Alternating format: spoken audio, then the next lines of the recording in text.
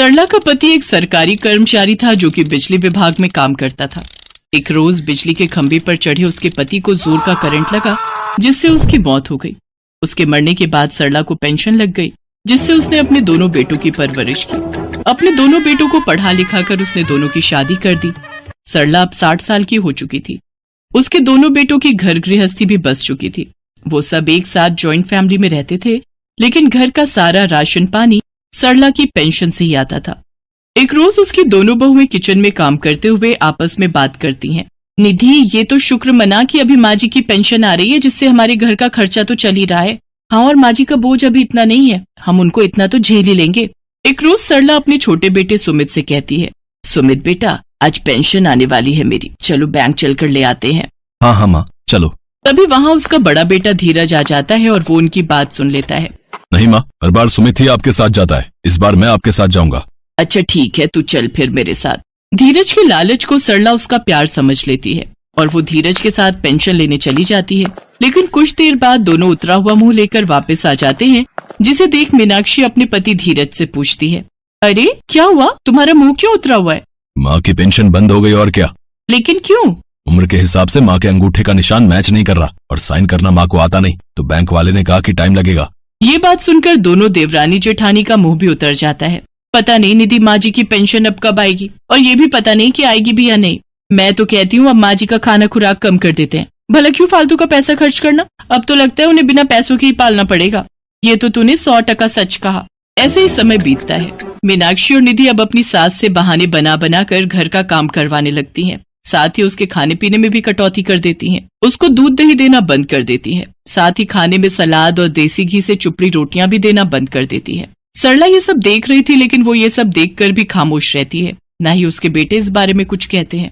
एक रोज सरला अपने बेटों से कहती है, बच्चों, मुझे पेंशन ऑफिस जाना है, तुम में से कौन मेरे साथ चलेगा? माँ, मुझे घर पर थोड़ा काम है, आप सुमित को ले जाओ। हाँ, तो मुझे भी तो काम है, मैं कौन सा विल्ला हूँ। आप एक काम करिए, अपनी बहू के साथ चली जाइए। अच्छा, ऐसे कैसे? हमें भी तो घर का कितना काम पड़ा है और खाना भी बनाना है। और नहीं तो क्या, हमारे पास फालतू का टाइम नहीं है। उन सब की बात सुनकर सरला दुखी हो जाती है और भारी मन से अपने बेटे से कहती है, अच्छा कोई बात नहीं, मैं अकेले ही चली जाऊंगी, तू बस मुझे 100 रुपए दे दे किराए के लिए। सासू माँ, आपके पैर चलते हैं, अभी पैदल जाइए और आराम से आइए। वैसे भी आपको कौन सा आकर झाड़ू पोछा करना है। ठीक है, मैं पैदल ही चली जाती हूँ। सरला पैदल ही पेंशन ऑफिस जाती है और कड़ी मेहनत के बाद उसको उसकी पेंशन मिल जाती है। वो रोते हुए खुद से कहती है, अब मुझे पेंशन मिल गई है, इसलिए मेरे बेटे बहू फिर से मेरी इज्जत करेंगे और मुझे प्यार करेंगे। वो सब गलत भी तो नहीं है, आखिर पैसा भी तो जिंदगी में जरूरी है, ऊपर से शहरों की महंगाई वो अलग। तभी एक औरत उससे कहती है, कब तक तुम यूं ही खुद को दिलासा देती रहोगी? ये तो तुम्हारी पेंशन है जिस वजह से वो तुम्हें रख रहे हैं, नहीं तो तुम उनके लिए मिट्टी की धूल हो। और मेरी बात पर यकीन ना हो तो घर जाकर झूठ बोल देना कि पेंशन नहीं मिली, फिर देखो तमाशा। लेकिन आप कौन हैं? मैं भी तुम्हारी तरह बहम में थी। मेरे बेटे बहू मुझे सिर्फ पेंशन के लिए अपने घर में रखे हुए थे। ये तो सरकार का शुक्र है जिन्होंने हमारे लिए पेंशन स्कीम रखी है। मैं एक वृद्धाश्रम में रहती हूँ, मैं तो कहती हूँ तुम भी मेरे साथ वहीं आकर रहो। इतना कहकर वो औरत वहां से चली गई, लेकिन सरला ने उसकी बात नहीं मानी और वो बहुत सारा खाने का सामान और तोहफे लेकर घर चली आई, जहाँ पहुंचकर उसने अपने बेटे बहुओं की बात सुन ली। देखो जी, अगर माँ जी की पेंशन बंद हो गई ना, तो आप ना उन्हें गांव या किसी आश्रम में छोड़ आना। सही कह रही है जेठानी जी, बड़ी उम्र के साथ माँ जी को जो बीमारियां लगेंगी उसका खर्चा अलग उठाओ, एक तो वैसे ही इतनी महंगाई है। अरे अब बस भी करो तुम सब, पेंशन बंद हो गई तो क्या हुआ? माँ जी कोई काम भी तो कर सकती है ना। हाँ, किसी फैक्ट्री में या दर्जी की दुकान में उनको लगा देंगे। ये सब सुनकर सरला के पैरों तले जमीन खिसक जाती है और उसकी आंखों में आंसू आ जाती है। मैंने अपने बेटों को कितनी मुसीबतों के साथ पाला पोसा, बहुओं को बेटियों की तरह रखा, और आज मैं बिना पैसों के इस घर में 2 निवाले नहीं खा सकती, तो फिर मेरा यहाँ क्या काम। सरला वो सब सामान वहीं दरवाजे पर छोड़कर वहां से हमेशा हमेशा के लिए चली जाती है। लेकिन उनके बेटे बहू ये बात भूल जाते हैं कि कर्म भी बड़ी चीज होती है। जैसा कर्म वो करेंगे वैसा ही उनको भोगना होगा।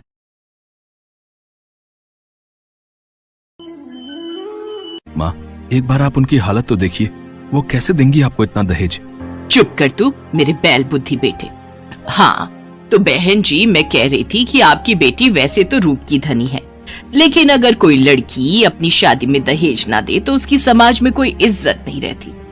वैसे हमारे घर में किसी चीज की कोई कमी नहीं है, खूब सारी खेती बाड़ी, कई बीघा जमीन है, धन धान्य से भरा हुआ है मेरा घर। लेकिन आप जो भी दहेज में देंगी उस पर तो आपकी बेटी ही राज करेगी ना। जी, वैसे तो मैं आपको सर्वगुण संपन्न अपनी इकलौती बेटी सौंप रही हूँ, लेकिन फिर भी आप चाहती हैं तो बताइए क्या मांग है आपकी।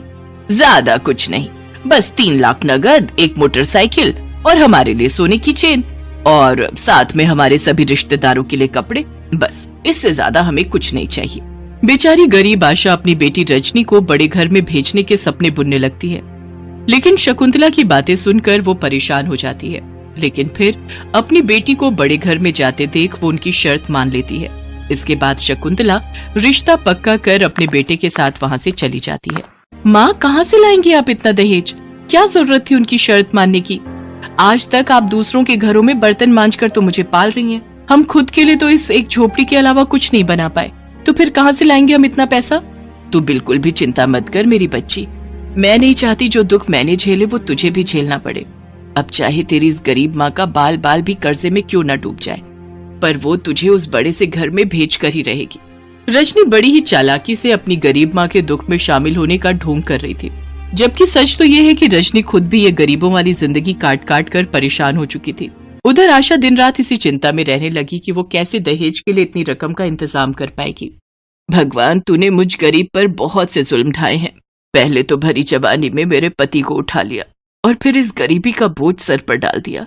सारी उम्र तो लोगों के घर में कामकाज करने में निकल गई और अब बुढ़ापे में बेटी के दहेज की चिंता वो अलग। ऊपर वाले, तूने तो मेरी किस्मत कुश की कलम से लिख दी, लेकिन मैं अपनी बेटी की किस्मत को बदलना चाहती हूँ और उसे अमीर घर की बहू बनते देखना चाहती हूँ, ताकि मुझ गरीब की तरह उसे भी लोगों के घरों के जूठे बर्तन ना घिसने पड़े। हे प्रभु, मुझे कोई रास्ता दिखा। अपनी फूटी किस्मत के बारे में सोचकर आशा फूट फूट कर रोने लगती है।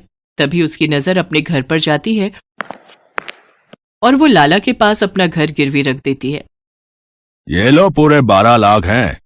अब आज से तुम्हारा घर मेरा हुआ, ठीक है? मुझे मंजूर है लाला जी, लेकिन कृपा करके मेरी बेटी की शादी और विदाई के बाद पग फेरों की रस्म तक मुझे वहाँ रहने देना। उसके बाद मैं कहीं न कहीं अपना ठिकाना ढूंढ ही लूंगी। ठीक है, इसमें मुझे कोई आपत्ति नहीं। इसके बाद आशा 10 लाख रुपए शकुंतला को दहेज के लिए दे देती है और बाकी बचे 2 लाख से अपनी बेटी की शादी कर देती है।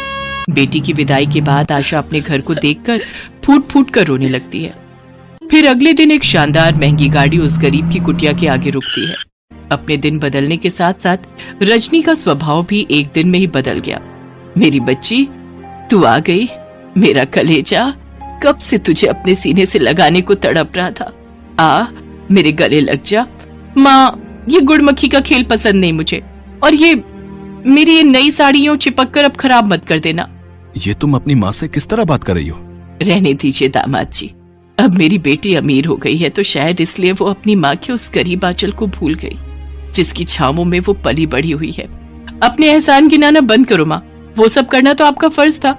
गगन, अब तो मुझे इस छोटे से घर में घुटन हो रही है, चलिए अब यहाँ से। ये कहकर रजनी अपने पति के साथ वहाँ से चली जाती है। अपनी बेटी के इस रूखे बर्ताव से आशा का मन टूट जाता है और वो उदास होकर जमीन पर बैठ जाती है। तभी वहाँ लाला पहुँच जाता है। अरे अब चलो, उठो भी आशा देवी, अब तो तुम्हारी बेटी की विदाई भी हो गई और उसके पग फेरे भी। अब तो मेरा घर खाली करो। इस तरह बेचारी गरीब आशा को अपनी बेटी की शादी अमीर घर में करने के बदले में बुढ़ापे में वनवास भोगना पड़ता है। एक ही झटके में उसके सर से छत छिन जाती है और आशा को दर दर की ठोकरें खानी पड़ती है। वहीं दूसरी ओर रजनी अपनी गरीब माँ के दुख दर्द को भूलकर अमीरी के नशे में चूर होकर दिन रात पार्टियां करती है। देखो, ये मेरी नई ड्रेस कैसी लग रही है। पता है, मेरा कब से मन था इस ड्रेस को खरीदने का, आज जाकर मैंने इसे खरीद लिया। और ये देखो, माँ जी ने अपने गोल्ड के इयररिंग्स भी दे दिए मुझे इसके साथ पहनने के लिए। अब एक बात पूछूं, क्या तुम्हें तुम्हारी माँ की बिल्कुल भी याद नहीं आती? उनका ख्याल नहीं आता? पग फेरे के बाद तुम एक बार भी उनको देखने नहीं गई? ओ प्लीज गगन, अब तुम फिर से मुझे ये ममता का लेक्चर देना शुरू मत कर देना। अब मैं दोबारा उस गरीबी के लम्हों को याद नहीं करना चाहती और न ही उस छोटे से घर में जाना चाहती हूँ। तुम जानती हो रजनी, तुम्हारी माँ ने तुम्हारी शादी अमीर घर में करने के लिए कितने दुख उठाए हैं। खुद भूखा रही होंगी तब तुम्हारा पेट पाला होगा। बीमार होने पर भी लोगों के घरों में जाकर जूठे बर्तन धोए हैं। तुम्हारी पढ़ाई के लिए न जाने कैसे एक एक रुपया जोड़ा होगा। और फिर जब तुम बड़ी हुई तो तुम्हारी शादी करवाने के लिए उन्होंने अपने इकलौते सहारे अपने घर को भी गिरवी रख दिया। गगन के मुंह से ये बातें सुनकर रजनी टूट जाती है और वो रोने लगती है। माँ ने मेरी खुशियों के लिए कितना कुछ किया और मैं कभी ये सब देख ही नहीं पाई। और तो और मेरी खुशी के लिए उन्होंने बुढ़ापे की उम्र में अपने सिर से छत तक बेच दी। ना जाने अब वो किस हाल में होगी, भूखी प्यासी कहाँ भटक रही होगी। मुझे अपनी माँ को ढूंढना ही होगा। फिर रजनी अपने गांव पहुंचकर सभी के घरों का दरवाजा खटखटाकर अपनी माँ को ढूंढती है, लेकिन वो उसे कहीं नहीं मिली। गगन, मैंने अपनी माँ को सब जगह ढूंढा लेकिन वो मुझे कहीं नहीं मिली। मेरी माँ को बोलो ना वो जल्दी से मेरे पास आ जाए। उनकी बेटी उनको बहुत याद कर रही है। मैं उनके बिना नहीं रह सकती।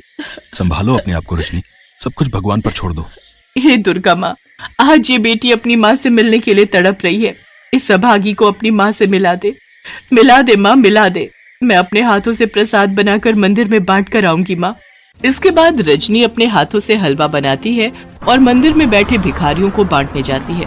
मंदिर के बाहर बैठे भिखारियों में उसकी माँ आशा भी होती है। रजनी भिखारियों में हलवा और पैसे बांट रही होती है कि तभी वो एक बूढ़े भिखारी से कहती है, ये लो बाबा प्रसाद और ये कुछ पैसे, आपके काम आएंगे। सुखी रहो बेटी।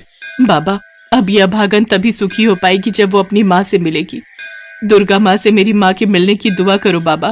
दुर्गा माँ किसी को अपने दरबार से खाली नहीं जाने देती।